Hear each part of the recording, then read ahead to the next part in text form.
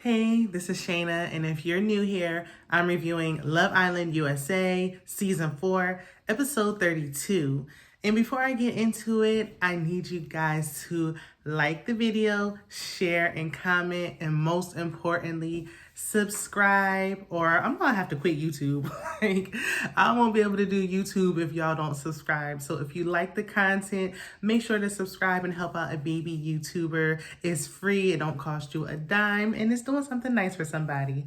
So definitely hit the subscribe, be sure to comment and like, and let's get into it. We pick up, of course, where we left off with what we've been waiting for, Sydney and Isaiah to have this conversation. Sydney's letting Isaiah know exactly how she feels. He apologizes. She lets out a good cry, of course, because she has to have at least one per episode.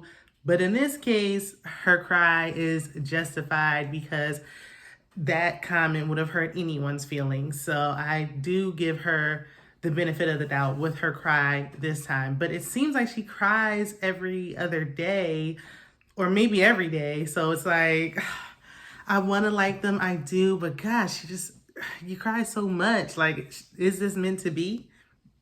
He cries as well because he's upset that he hurt her. And, she gets tender when she realizes that he's crying, so she offers a hug and they make up. I knew that they were going to make up anyway. So, the cliffhanger, everyone was indecisive, back and forth in a lot of the comments I've been seeing, but I knew they were going to try to ride this all the way out to the end, at least to make it to the end to get the money. So we move on to Deb, and she's telling Jesse that she doesn't care about the tweets. She doesn't believe them. She believes all the effort that he's made.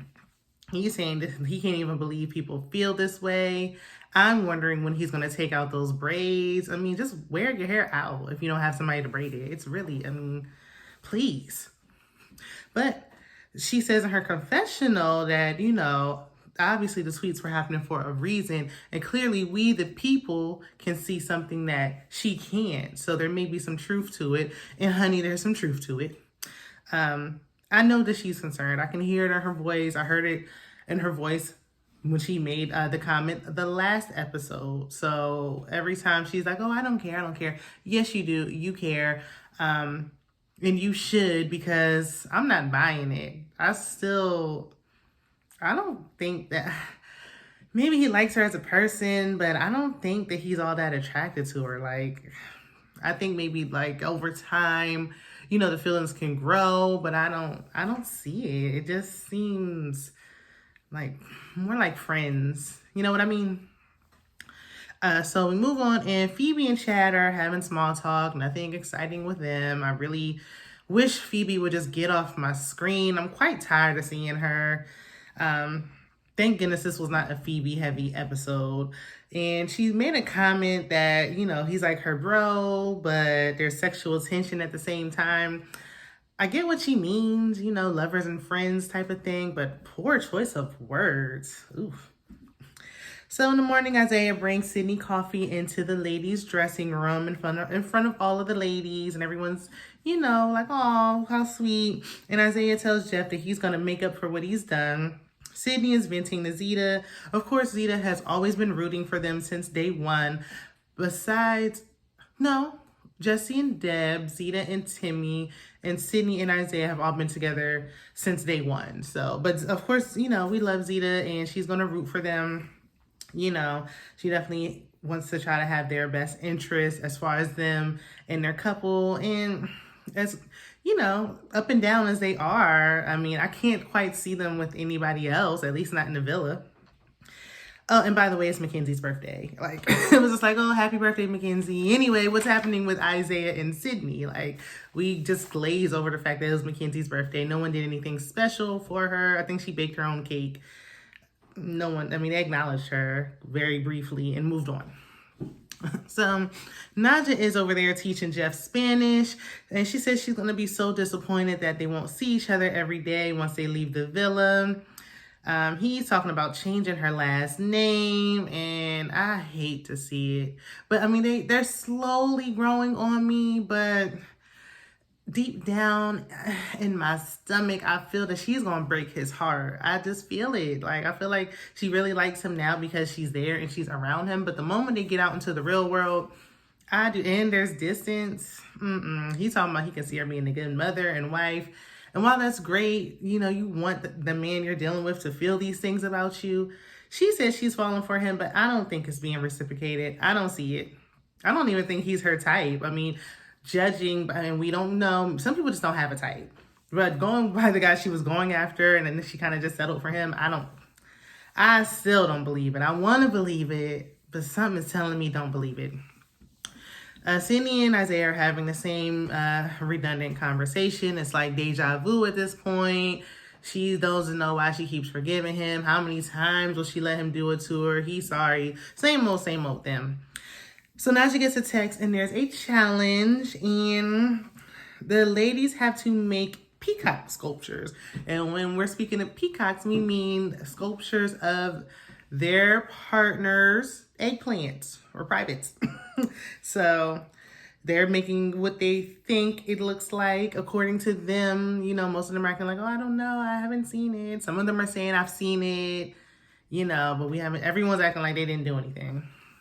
So Deb pretends, allegedly, that she doesn't know what Jesse is working with, even though we saw that position y'all were in at the hideaway.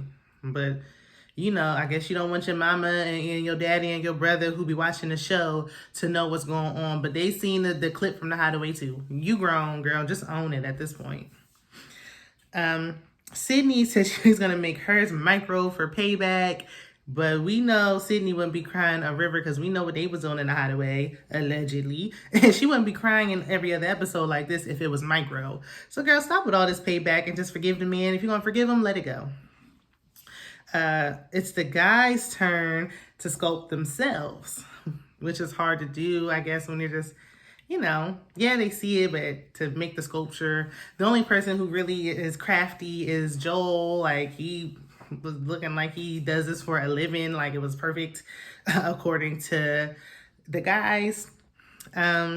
Jesse said he wishes he could give himself fellatio.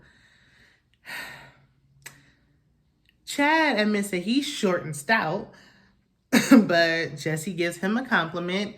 And I'm like, Jesse, the real tweet should have been those rumors that's out there. Jesse, please. The streets is talking, and I ain't gonna say what they talking about, but they talking, so I would stop doing that if I was you, Jesse.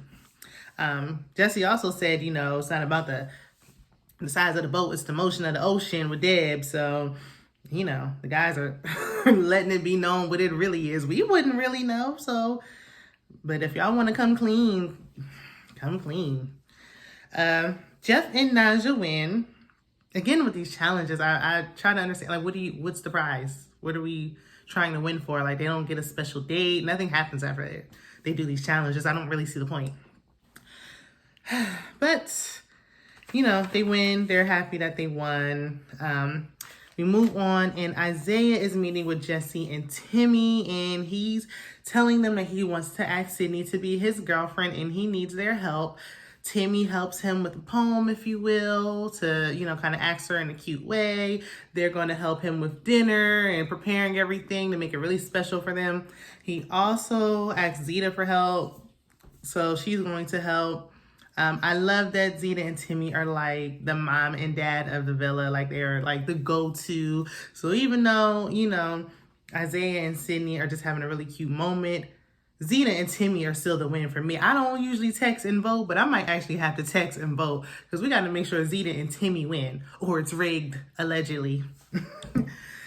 So Jesse and Timmy do a great job helping their friend. They really did. I love to see it. It was very nice. It was made me warm and fuzzy on the inside.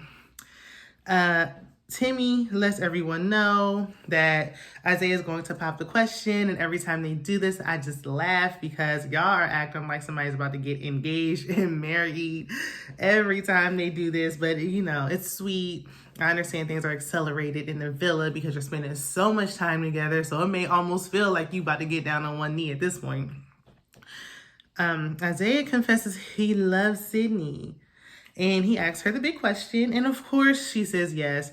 And then she said, goodbye to the streets. I don't blame you, girl. Ain't nothing out here in these streets. If you on the street, it's rough out here. Like, it's rough in these streets. I did not want to go back to the streets. I had to, if you can get out of the streets, get out of the streets.